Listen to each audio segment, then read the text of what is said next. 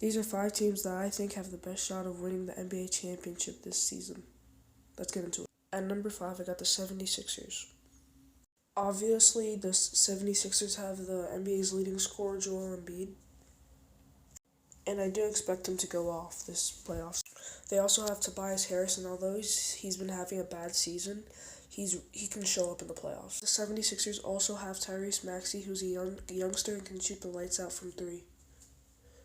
The 76ers also have Matisse Thybulle, who's a brick wall and has clamps for days. Now you might be thinking to yourself, oh, this team's so good, they maybe should be higher, but just one guy's holding them back. It's James Harden, and you might be thinking to yourself, again, James Harden's a great player, he's not bad, what are you talking about? He's a great scorer, he's a great playmaker, but this guy is horrendous in the playoffs. I mean, I remember last year, Game 7 against the Bucks, he had like 12 points and shot like 5 for 30 from the field. Meanwhile, Kevin Durant scored like 50 that game, and it went to overtime. His former team, the Nets, end up losing to the Bucks, who were the champions, the eventual champions. But to think, if James Harden scored at least like 23 points, the Nets could win the championship. So yeah, this man robbed the Nets from a championship last year, so I expect him to go cold again in the playoffs. Now, at 4, we got the Golden State Warriors. Now, the Warriors have this guy. I mean, I forgot his name, but I'm pretty sure he had them at first in the Western Conference, in the NBA at one point, over the Suns. I expect him to go off this playoffs. I like 30 points per series. They also have this guy who recently came out of injury. I forgot his name. He recently came out of injury, and he has championship and playoff experience, so I know he'll help them. The Warriors also have Jordan Poole, who's a most improved player candidate, and the Warriors will need him to make a deep run in the playoffs. They also have this guy, I forgot his name also, but yeah, he's a triple-double machine, and he's a veteran with a lot of playoff and championship experience. At number 3, we have the Memphis Grizzlies, and you might be wondering, how do you have the Memphis Grizzlies over the Golden State Warriors? Well, the Grizzlies, without their star player, Ja Morant, they were still great. They were 17-2. They were on a roll without him. Meanwhile, the Warriors, without their best player, I think his name's Curry or something, they were horrible. I mean, they're one of the worst teams in the league, record-wise. Anyway, now Ja Morant's back, so I expect the Grizzlies to make it far in the playoffs with him. At number 2, we have the Phoenix Suns.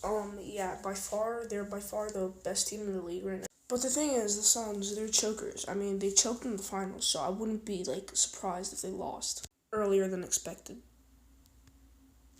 I mean, I can't take any credit away from them because, they have the best record in the league, without a doubt, by far. And they have great players, and here's some. They have CP3, Chris Paul. He's a veteran, and I think he has the highest IQ in NBA history. And he's a great playmaker, so yeah. And you can't sit here and act like this man doesn't deserve a ring.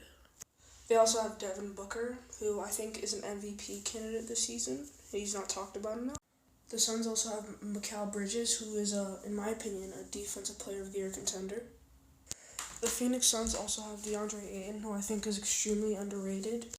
Even though he was the first overall pick in his draft class, I think he's still extremely underrated because nobody even talked about him as an all-star when he averaged 17 points and 10 rebounds in only 29 minutes. I think that's impressive.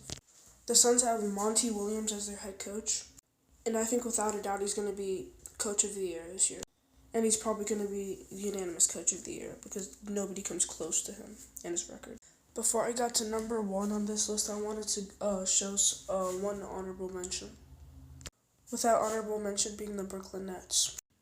The Nets obviously have Kevin Durant and Kyrie Irving.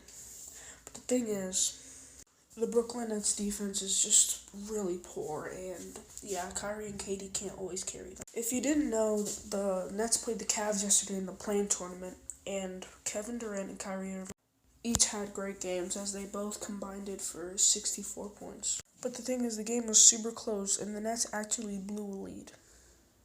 And their defense was the reason they blew that lead. At the end of the day, Brooklyn still won, but the thing is, they barely beat the Cavs. No offense, Cleveland fans. So if they barely beat the Cavs, there's no way they're making it far in the playoffs. Now that leaves us to our number 1, and our number 1 is the